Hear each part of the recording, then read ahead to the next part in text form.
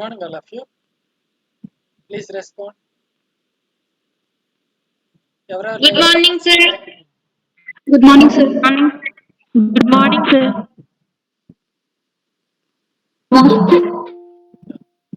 So total గా 15 members ఉన్నారు present. త్వరగా జాయిన్ అవ్వమని చెప్పండి మీ ఫ్రెండ్స్. సరే, క్లాస్ స్టార్ట్ చేద్దాం. ఇప్పటికే చాలా లేట్ అయింది. So in the last lecture we have seen last class లో మనం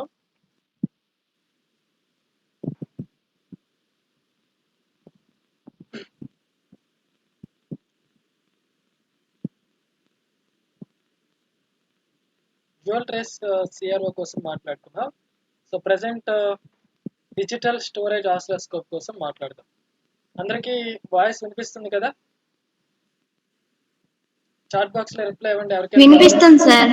ఓకే. సో లాస్ట్ క్లాస్ లో మనం డ్యూయల్ ట్రేస్ సిఆర్ఓ కోసం మాట్లాడుకున్నాం.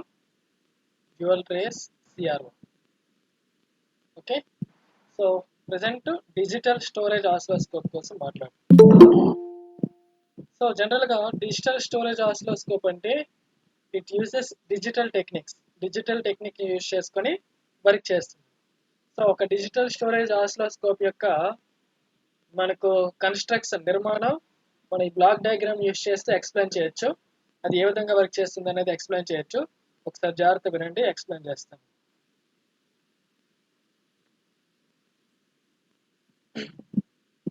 సో ఫస్ట్ థింగ్, మన ఇన్పుట్ సిగ్నల్ ని ఇక్కడ కనెక్ట్ చేస్తాం. ఇన్పుట్ సిగ్నల్ ఇస్తాం. సో ఇన్పుట్ సిగ్నల్ లో వోల్టేజ్ ఉందనుకోండి. లో వోల్టేజ్ ఉన్నప్పుడు దాన్ని ఇక్కడ యాంప్లిఫై చేయడం చేస్తాం. అదే హై వోల్టేజ్ సిగ్నల్ ఉందనుకోండి, ఇంటర్నల్ గా సర్క్యూటరీ డ్యామేజ్ అవ్వకుండా ఉండడం కోసం అటెన్యూట్ చేస్తాం. సో ఇక్కడ మనం ఇచ్చిన ఇన్పుట్ సిగ్నల్ ని first attenuator or amplifier, so దీనికి కనెక్ట్ చేస్తాం. ఓకే. సో అటెన్యూటర్ యొక్క అవుట్పుట్ ని మనం ఏం చేస్తామంటే ఇక్కడ ఏడీసీకి కనెక్ట్ చేస్తాం. ADC means analog to digital converter. Analog to digital converter. So analog to digital converter ఏం చేస్తుంది? అనలాగ్ సిగ్నల్ ని, ఫర్ ఎగ్జాంపుల్ ఇలా ఏదో ఒక సిగ్నల్ ఉంది. ఈ అనలాగ్ సిగ్నల్ ని డిజిటల్ గా, అంటే బైనరీ లాంగ్వేజ్ లోకి లేదంటే బైనరీ సిస్టమ్ లోకి కన్వర్ట్ చేస్తుంది. డిజిటల్ కోడ్స్ గా కన్వర్ట్ చేస్తుంది. సో అక్కడ డిజిటల్ గా మారిన ఆ సిగ్నల్ ని మనం స్టోర్ చేసుకోవడానికి మనం మెమరీని యూజ్ చేస్తాం. సో ఇక్కడ మెమరీలో ఈ అనలాగ్ సిగ్నల్ యొక్క డిజిటల్ డేటా అనేది స్టోర్ అవుతుంది.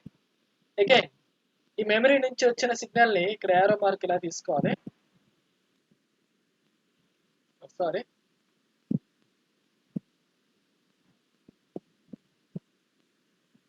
ఈ అనలాగ్ మెమరీ నుంచి ఆ డేటా కరెస్పాండింగ్ డేటాని యూజ్ చేసుకొని ఏం చేస్తామంటే డిజిటల్ టు అనలాగ్ కన్వర్టర్. ఇది డిఏసి అంటే డిజిటల్ టు అనలాగ్ కన్వర్టర్. అంటే అగైన్ మళ్ళీ డిజిటల్ డేటాని ఈ డిఏసి ఏం చేస్తుందంటే అనలాగ్ గా కన్వర్ట్ చేస్తుంది.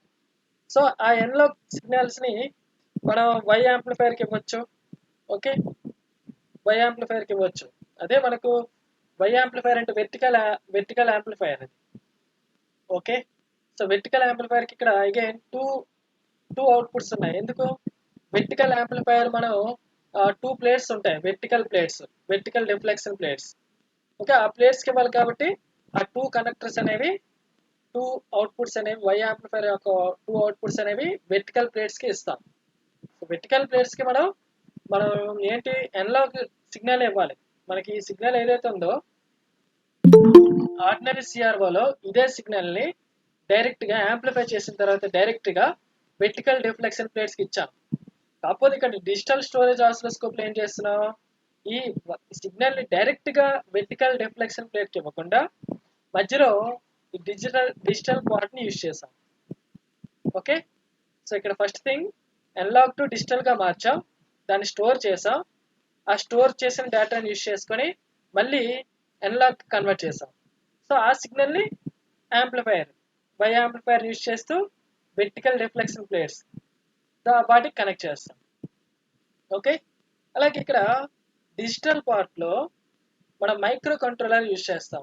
అంటే హారిజెంటల్ స్వీప్ జనరేటర్ మనం ట్రిగర్ని ప్రొడ్యూస్ చేయడం కోసం మైక్రో కంట్రోలర్ మీరు ఆల్రెడీ స్టడీ చేస్తున్నారు. సో ఆ మైక్రో కంట్రోలర్ యూజ్ చేస్తూ ఈ డేటాని యూజ్ చేస్తూ మైక్రో కంట్రోలర్ ద్వారా కావాల్సిన ట్రిగర్ని ప్రొడ్యూస్ చేస్తాం. ఓకేనా? సో ఆ ట్రిగర్ని యూజ్ చేసుకుంటూ స్వీప్ జనరేటర్ ఏం చేస్తుంది? షార్ట్ టూత్ వేవ్ని ప్రొడ్యూస్ చేస్తుంది. ఈ మైక్రో కంట్రోలర్ యొక్క ట్రిగర్ని యూజ్ చేసుకుంటూ స్వీప్ జనరేటర్ ఈ షార్ట్ టూత్ వేవ్ని ప్రొడ్యూస్ చేస్తుంది. ఇది ఎక్స్ యాంప్లిఫైర్ని యూజ్ చేస్తూ ఎక్స్ యాంప్లిఫైర్ కనెక్ట్ చేసాం. ఎక్స్ యాంప్లిఫైర్ మళ్ళీ 2 అవుట్పుట్స్ ఉన్నాయి. ఈ ఎక్స్ యాంప్లిఫైర్ యొక్క 2 అవుట్పుట్స్ హారిజెంటల్ రిఫ్లెక్షన్ ప్లేట్స్కి ఇస్తాం. ఓకేనా? సో మళ్ళీ ఒకసారి జాగ్రత్తగా ఇక్కడ మనకు 2 స్విచ్లు ఉన్నాయి. This is electronic switch 1 and అలాగే ఇది ఎలక్ట్రానిక్ స్విచ్ 2. ఇక్కడ మనకు అబ్జర్వ్ చేస్తే ఈ స్విచ్ అనేది నెంబర్ 2 కనెక్ట్ చేసాం. అలాగే ఈ స్విచ్ కూడా నెంబర్ 2 కనెక్ట్ చేసాం. సో ఈ 2 స్విచ్లు 2 కనెక్ట్ చేస్తే సెకండ్ పొజిషన్లో కనెక్ట్ చేస్తే ఈ డిజిటల్ స్టోరేజ్ ఆసిలోస్కోప్ అనేది డిజిటల్ స్టోరేజ్ ఆసిలోస్కోప్గా పనిచేస్తుంది. అదే ఈ స్విచ్ అనేది 1కి కనెక్ట్ చేశారనుకోండి, అలాగే ఈ స్విచ్ కూడా 1కి కనెక్ట్ చేశారనుకోండి, ఈ డిజిటల్ స్టోరేజ్ ఆసిలోస్కోప్ ఆర్డినరీ ఆసిలోస్కోప్గా పనిచేస్తుంది.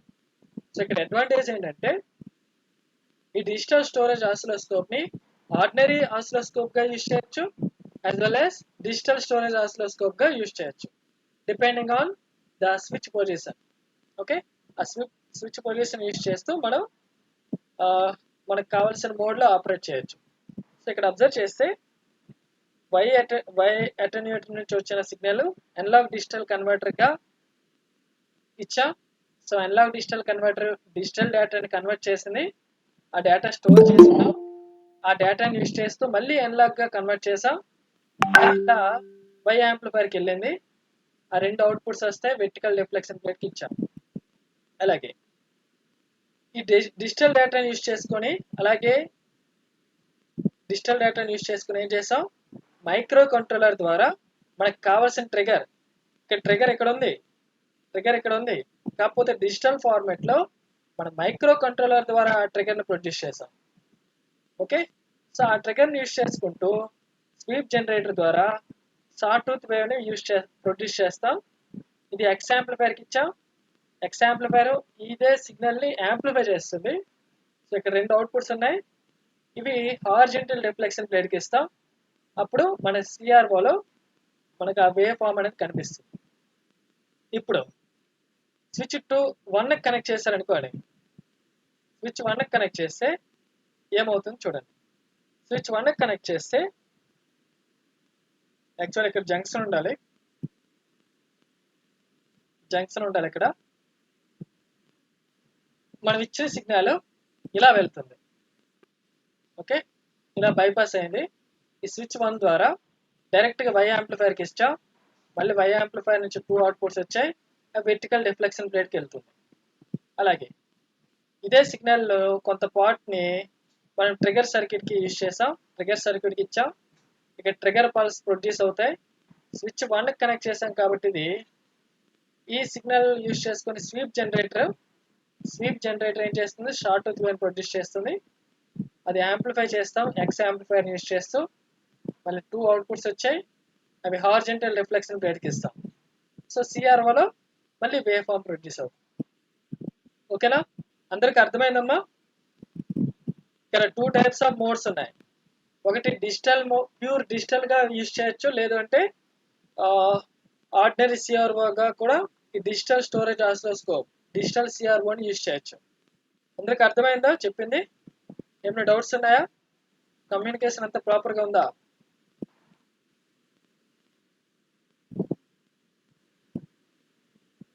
రెస్పాండ్ అవ్వండి చాట్ బాక్స్లో. అందరికి అర్థమైందా?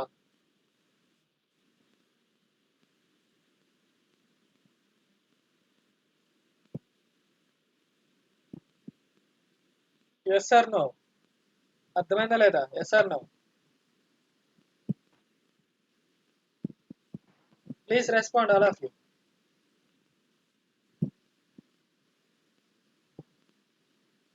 మా తెలుగు మీడియం వాళ్ళు అర్థమవుతుంది కదా?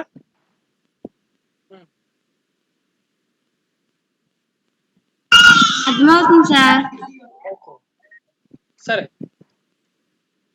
ఇప్పుడు నెక్స్ట్ థింగ్, ఈ విధంగా మన డిజిటల్ స్టోరేజ్ ఆసిలోస్కోప్ ఇప్పుడు ఏదైతే ఎక్స్ప్లెయిన్ చేస్తానో అదే మీ సెంటెన్స్ ఫార్మాట్లో నోట్స్లో ఎగ్జామ్లో క్వశ్చన్ ఇస్తే రాస్తారు. ఓకే, నోట్స్ కూడా ఇస్తాను కాబట్టి మీకు ప్రాబ్లం లేదు. నెక్స్ట్ థింగ్, ఈ డిజిటల్ స్టోరేజ్ ఆసిలోస్కోప్ యొక్క అడ్వాంటేజ్ ఏంటి, ప్రయోజనం ఏంటి, అలాగే డిసడ్వాంటేజ్ ఏంటో ఒకసారి చూద్దాం. సో అడ్వాంటేజ్ వచ్చేసరికి the image of wave form can be retained for indefinite period of time.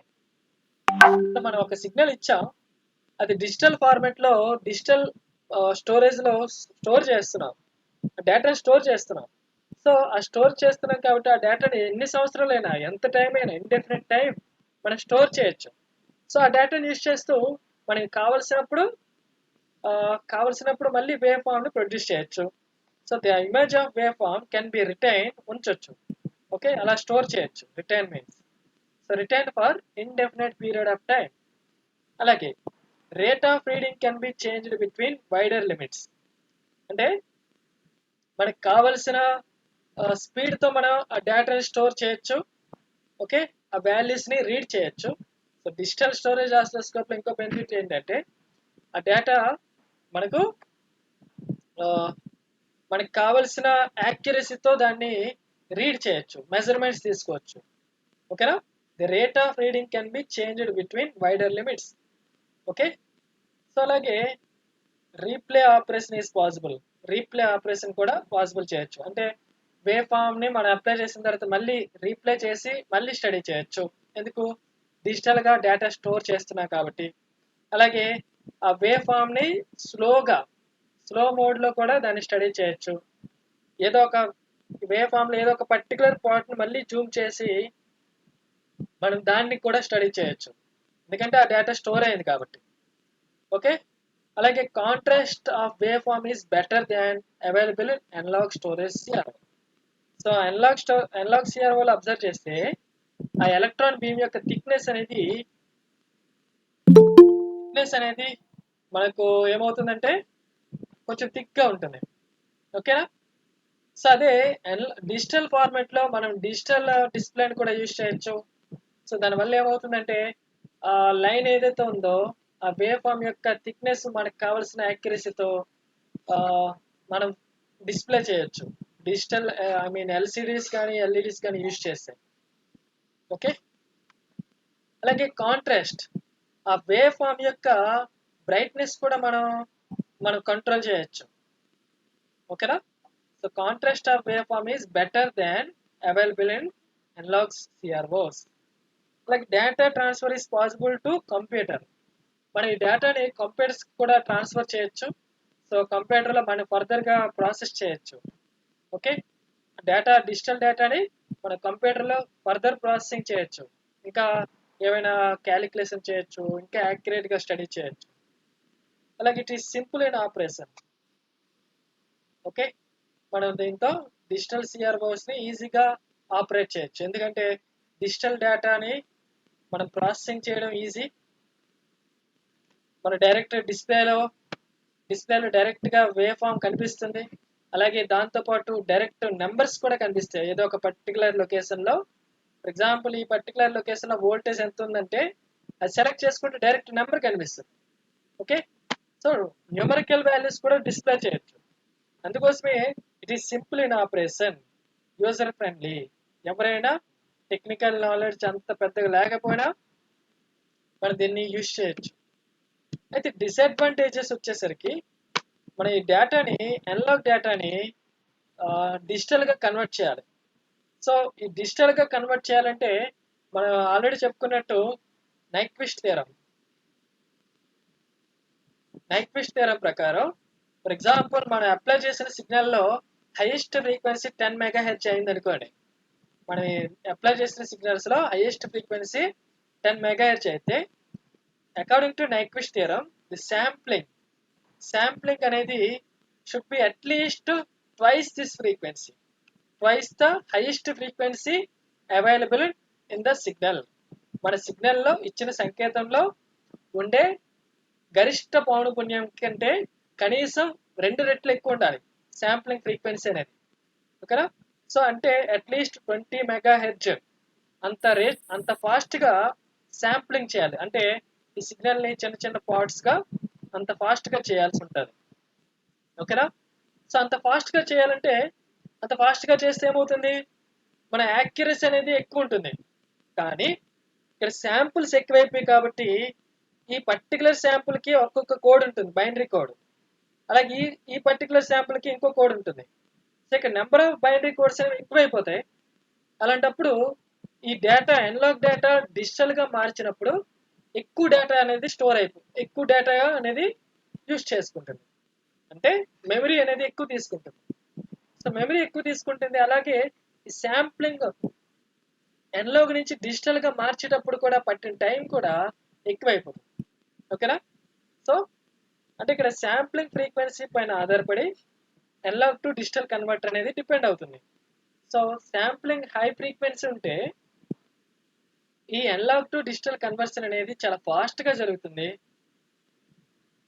స్పీడ్గా ఫాస్ట్గా కన్వర్ట్ అవుతుంది. మంచిదే, అది ఇట్ ఈస్ గుడ్. కానీ మనకి మెమరీ అనేది ఎక్కువ తీసుకుంటుంది, మెమరీ అనేది హై అయిపోతుంది. It is not good one. ఓకేనా? అయితే ఇక్కడ మెమరీ కూడా నో ప్రాబ్లం, మనకు మెమరీ కూడా పెద్ద ప్రాబ్లం లేదనుకుంటే ఇక్కడ హై స్పీడ్ అనేది గుడ్ అని చెప్పుకున్నాం. High speed analog to digital converter విషయానికి వస్తే అవి రేట్ ఎక్కువ ఉంటాయి, ఎక్స్పెన్స్ అనమాట. So that is the disadvantage here. ఇక్కడ ఏంటంటే డిజిటల్ సిఆర్ఓ యొక్క ఆపరేషన్ అనేది దేనిపై డిపెండ్ అవుతుందంటే it is the lower speed of analog to digital converter. Okay,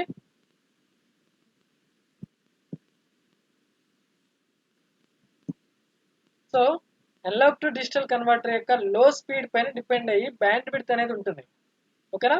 analogue to digital converter యొక్క మినిమం స్పీడ్ అనేది తక్కువ ఉందనుకోండి, మనం ఈ హై స్పీడ్ సిగ్నల్స్ ని మనం ఏంటి అనలాగ్ టు డిస్ప్లే చేయలేం. ఓకేనా? హై స్పీడ్ సిగ్నల్స్ అంటే వైడ్ రేంజ్ ఆఫ్ ఫ్రీక్వెన్సీస్ మనం ప్రాసెస్ చేయలేం.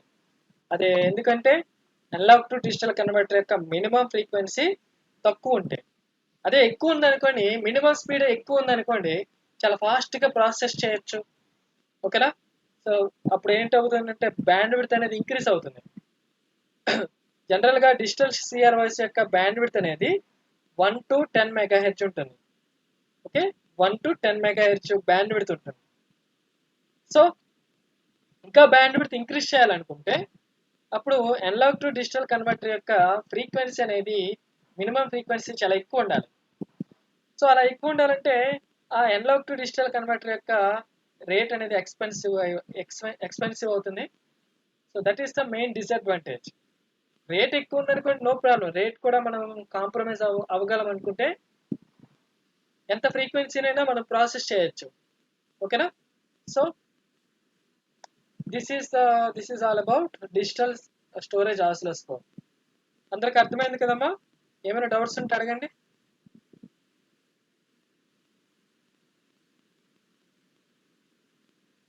స్క్రీన్ షాట్స్ తీయండి. సార్ లాస్ట్ ఈ డిసడ్వాంటేజెస్ చెప్పాలా? లాస్ట్ పాయింట్ సార్ అందులో.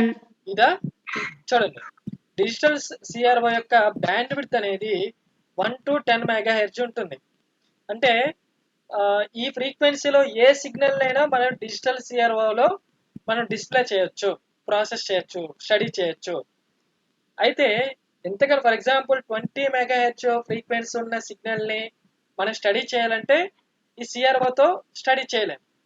అలా స్టడీ చేయాలంటే మనం faster ADC analog to digital converter యొక్క స్పీడ్ అనేది ఫ్రీక్వెన్సీ అనేది చాలా ఎక్కువ ఉండాలి. అప్పుడే అంటే అట్లీస్ట్ 40 మెగాహెర్ట్జ్ ఉండాలి. ఈ 20 మెగాహెర్ట్జ్ ఫ్రీక్వెన్సీ స్టడీ చేయాలంటే అట్లీస్ట్ ఇంత ఉండాలి, 40 మెగాహెర్ట్జ్ ఫ్రీక్వెన్సీ ఉండాలి.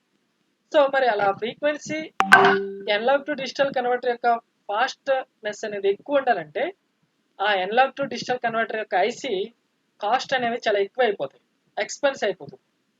So that is the disadvantage here. ఇక్కడ రేటు మనం కాంప్రమైజ్ అవ్వగలం, రేట్ ఎక్కువైనా పర్లేదు అనుకుంటే నో ప్రాబ్లం, అడ్వాంటేజెస్ బోల్డ్ ఉన్నాయి.